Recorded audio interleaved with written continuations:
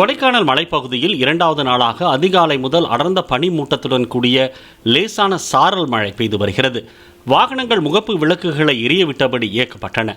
அடர்பனி மூட்டத்தால் பள்ளி, கல்லூரி மாணவ மாணவிகள், அன்றாட பணிகளுக்கு செல்லும் பொதுமக்கள், வாகன ஓட்டுநர்கள் சிரமத்திற்கு ஆளாகினர்.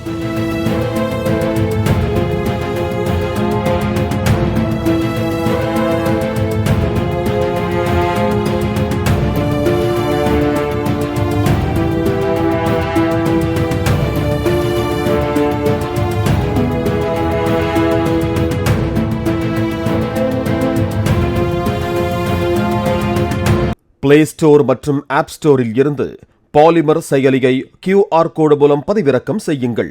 செய்திகளை உடனுக்குடன் பெறுங்கள்.